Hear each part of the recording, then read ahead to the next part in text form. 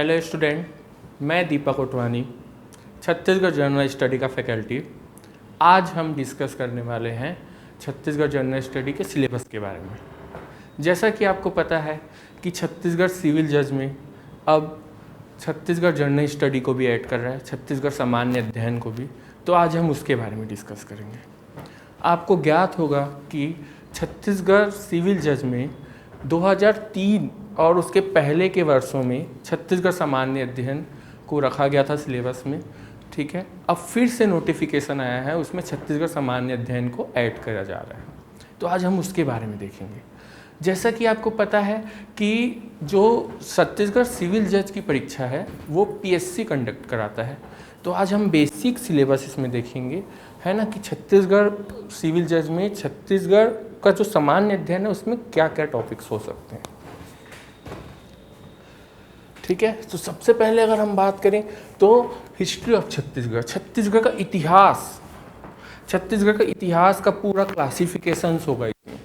छत्तीसगढ़ का इतिहास कहाँ से आया, कैसे आया, छत्तीसगढ़ का नामकरण से लेके पूरा डिटेल्स दिया होगा इसमें, है ना। उसके बाद देखें इसी में ऐड कर देगा नेशनल मूवमेंट्स को, ठीक है। और इसके बाद अगर हम बात करें छत्तीसगढ़ के फिजिकल स्ट्रक्चर की बात करें, छत्तीसगढ़ का भौगोलिक विस्तार, है ना, छत्तीसगढ़ के भौगोलिक विस्तार के बारे में देखेंगे हम, है ना। और वो होगा हमारे पास जियोग्राफी में, ठीक है। जियोग्राफी, छत्तीसगढ़ का जियोग्राफी देखना है हमको। इसके बाद पूरे आर्ट और कल्चर्स वाले आ जाएंगे टॉपिक्स, है ना। तो आज हम सबसे ज़्यादा इसमें डिस्कस करने वाले हैं छत्तीसगढ़ के जियोग्राफी के बारे में। इसमें क्या क्या टॉपिक्स होंगे, इसके क्लासिफिकेशंस क्या होंगे, क्वेश्चंस के पैटर्न कैसे पूछे जाएंगे, है ना, और हम इसको आसानी से कैसे याद करें, और इसमें मैप के थ्रू कैसे हो। तो आज हम सबसे पहले इसका सिलेबस देखते हैं छत्तीसगढ़ का जियोग्राफी का, ठीक है। तो छत्तीसगढ़ का भूगोल ये बहुत बड़ा रोल रखता है छत्तीसगढ़ सामान्य अध्ययन में। इसमें से क्वेश्चंस बहुत पूछे जाते हैं और वैरायटी ऑफ क्वेश्चंस बहुत बनाए जा सकते हैं, और वो क्वेश्चंस थोड़े हाई लेवल्स के भी बनते हैं क्योंकि ऑप्शन मैच करने में थोड़ा कठिनाई होगी। लेकिन इसको हमको रटने से नहीं बनेगा, इसको हम क्या देखेंगे, विथ मैप देखना पड़ेगा। कि जैसे हमको एक ड्रेनेज सिस्टम के बारे में दे दिया, अपवाह तंत्र के बारे में दे दिया कि कौन सी नदियाँ कहाँ से निकलती हैं, कौन से ज़िले को कवर करती है, कौन से राज्य में जाती है ना, उसकी सहायक नदियाँ कौन सी होंगी। तो इसके बारे में अगर हम देखें, याद करेंगे, है ना, फैक्ट तो याद करना होगा हमको, लेकिन हम अगर मैप से समझें तो बहुत अच्छा हमारा क्वेश्चंस बन सकता है। तो आज हम इसके बारे में देखेंगे।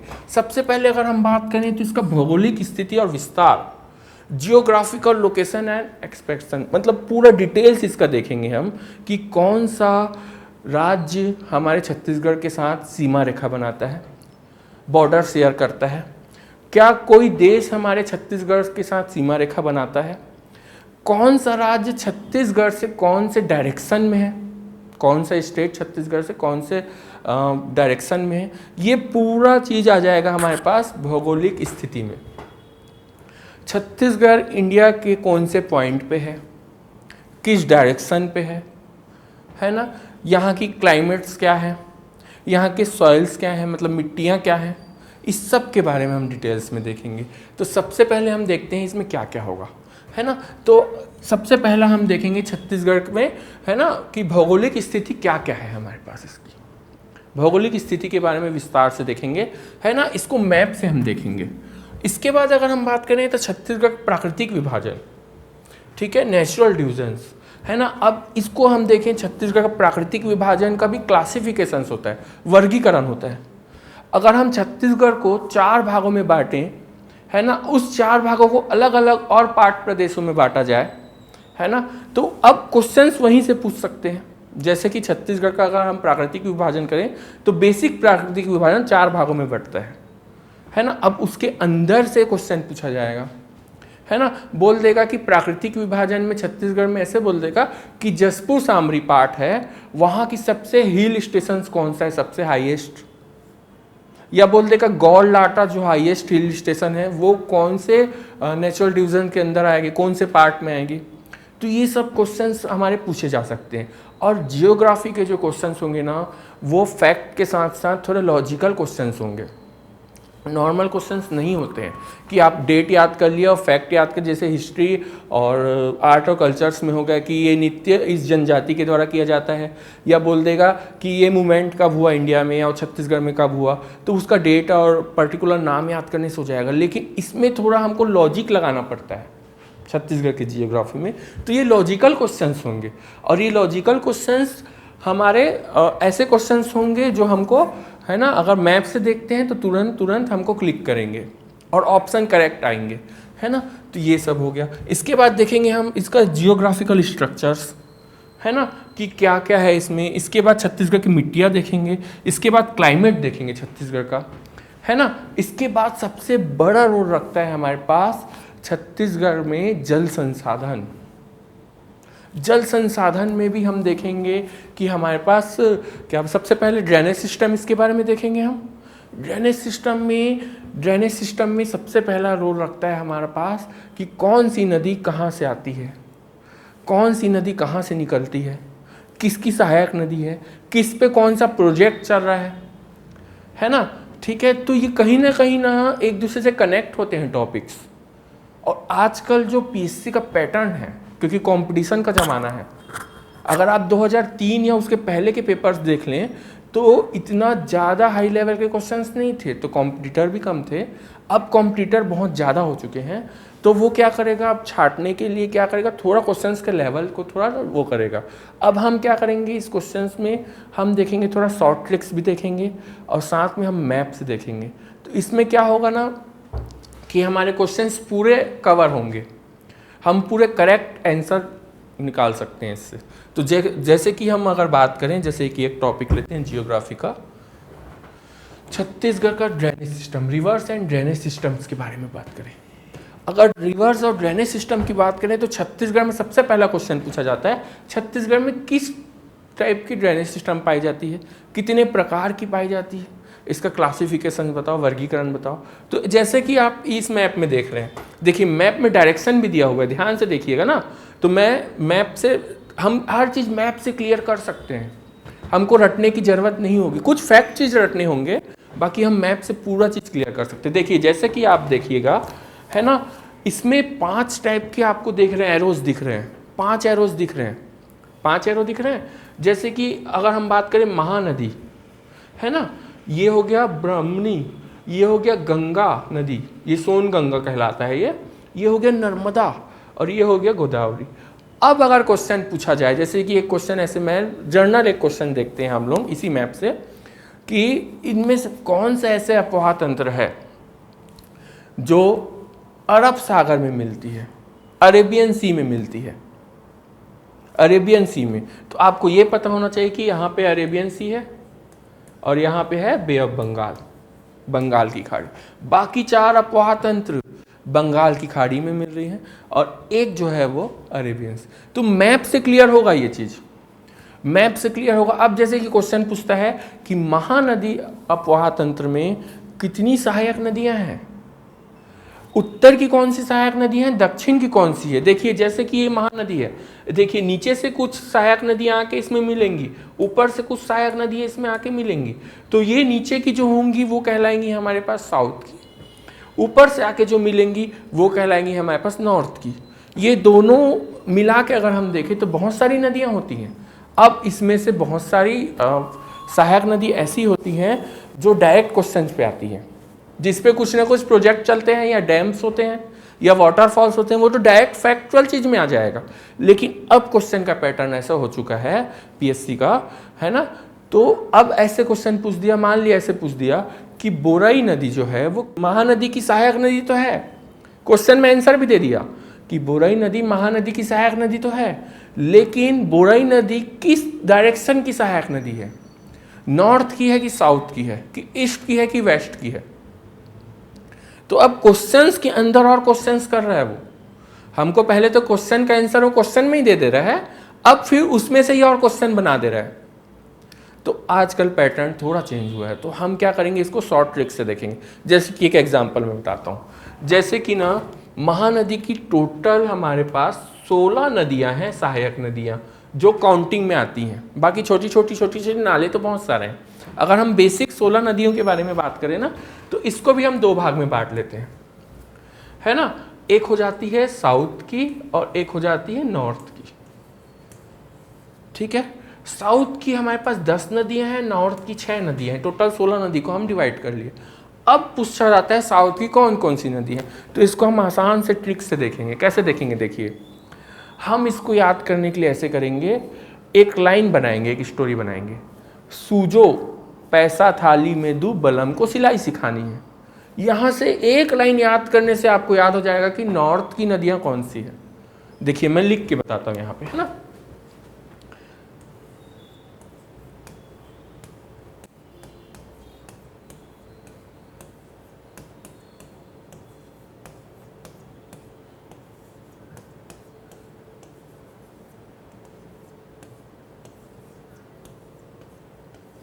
ठीक है, जैसे कि ये मैंने सिर्फ ऊपर का ही लिखा है।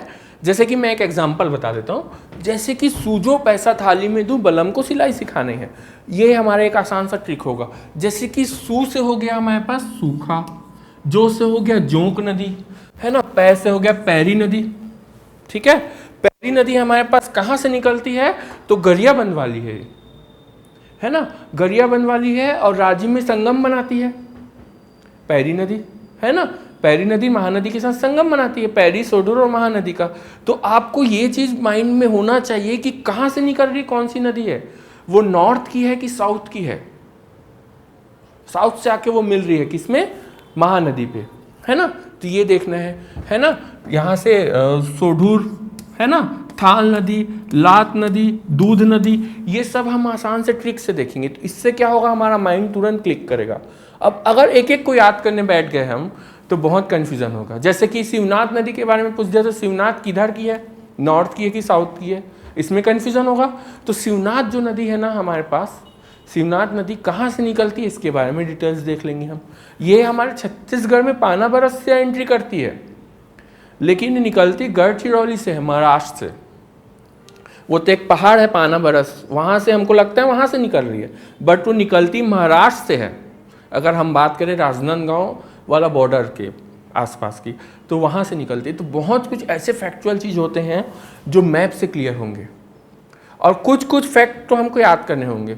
जैसे कि पूछ देगा महानदी की टोटल लेंथ कितनी है ना। छत्तीसगढ़ में बहने वाली सबसे लंबी नदी कौन सी है, छत्तीसगढ़ से बहने वाली सबसे लंबी।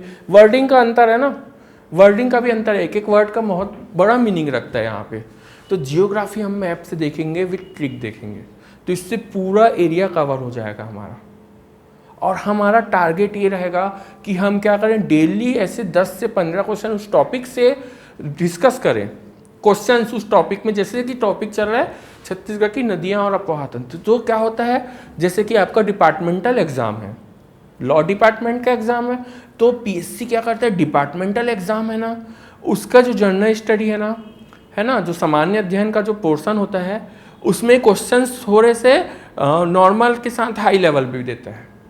तो हम क्या देखेंगे, जितने भी डिपार्टमेंटल एग्जाम्स हो रहे हैं, है ना, करेंट में, उसके क्वेश्चंस के पैटर्न क्या है, अभी करेंट में पीएससी के पैटर्न्स क्या हैं क्वेश्चंस के पूछने के, और 2003 में क्या थे या 2003 के पहले क्या थे, जब छत्तीसगढ़ सिविल जज में छत्तीसगढ़ पोर्शन था तब क्या था, कैसे था। तो इस सब के बारे में हम एनालिसिस करेंगे, और साथ साथ हम क्या करेंगे, है ना, क्लास में वो टॉपिक हुआ और तुरंत हम क्वेश्चन डिस्कस करेंगे। तो क्या होगा, आपका माइंड डायरेक्ट क्लिक करेगा कि हाँ ऑप्शन ऐसे पूछ रहा है, क्योंकि आजकल ऑप्शन घुमाने वाले पूछ रहे हैं, है ना, ऑप्शन घुमा। जैसे भी बोल देगा महानदी के इनमें से कौन सी महानदी का पुराना नाम नहीं है, ओल्ड नेम ऑफ महानदी नहीं है वाला ज़्यादा पूछ रहा है आजकल, है वाला तो सबको पता रहता है। अब उसमें से 4 होगा और 1 नहीं होगा, है ना, ठीक है। जैसे कि महानदी के बहुत सारे नाम हैं, है ना, नीलोत्पला, चित्रोत्पला, है ना। अब किस किस युग में क्या क्या है, ये पूरा हम ट्रिक से देखेंगे। बाई ट्रिक देखेंगे ज़्यादा क्लिक करेगा आपका दिमाग, और फैक्चुअल चीज़ तो याद करने के लिए ट्रिक बहुत यूज़फुल होता है एग्ज़ाम में। क्योंकि हमारा क्या होता है, इतना सारा हमको फैक्ट याद करना पड़ता है और माइंड थोड़ा सा टेंशन में भी रहता है एग्ज़ाम में। तो हम अगर थोड़ा सा भी क्लिक कर लिए ना तो हम डायरेक्ट ऑप्शन पहचान सकते हैं कि हाँ ये हमने ट्रिक से देखा तो ये करेक्ट हो सकता है। हमारा देखो सबसे पहला पॉइंट क्या होगा कि हम या तो एकदम करेक्ट ऑप्शन देखें या हम क्या करें जो रॉन्ग ऑप्शन है उसको कट करते चले जाए।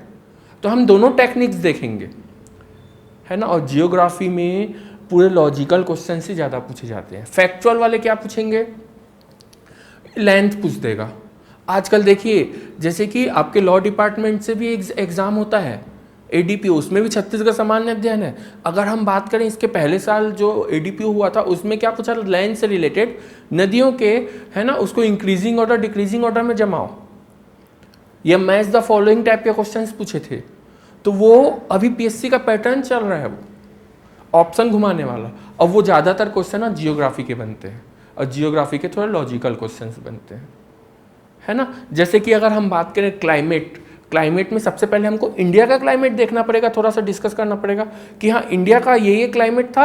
हमारे छत्तीसगढ़ में जैसे मानसून की बात कर दें तो मानसून कब आया, है ना, विंटर्स कब आए हमारे पास। तो इसको हम इंडिया के मैप के साथ छत्तीसगढ़ का मैप देखेंगे और किस साइड से आ रहा है, अरेबियन सी से ज़्यादा आ रहा है कि बे ऑफ बंगाल से ज़्यादा आ रहा है, ये सब डिस्कस करेंगे। जैसे कि हम डिस्कस कर सकते हैं ये, हाँ, जैसे कि ये सॉइल्स के बारे में भी देखेंगे हम विथ मैप। देखिए मैप में अलग अलग कलर से पूरा डिटेल्स दिया हुआ है। अगर हम बात करें काली मिट्टी कहाँ पाई जाती है ना, अब इसमें भी मैच करके देता है ना। अब देखिए काली मिट्टी कहाँ पाई जाती है, ये क्वेश्चंस तो हैं, लेकिन अब इसमें भी क्या पूछेगा कि ये अम्लीय है कि क्षारीय, एसिडिक है कि बेसिक है, इसका pH वैल्यू क्या होता है ना। तो इस टाइप के क्वेश्चंस आजकल लेवल थोड़ा अप कर दिया है क्वेश्चंस का। तो हमारा टारगेट यही होगा कि अगर 10 क्वेश्चन हम टारगेट लेके चल रहे हैं तो 10 में से 10 ही टारगेट करें हम, ठीक है।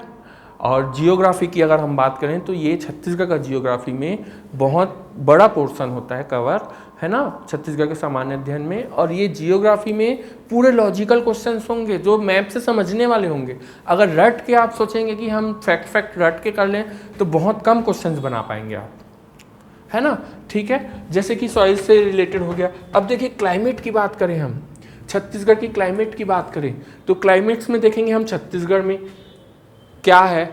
देखिए जैसे मैप समझ आ रहा होगा आपको कुछ, है ना, कि इस साइड से कितना आ रहा है, इस साइड से कितना आ रहा है, ये पूरा डिटेल्स हमको देखना है, ठीक है।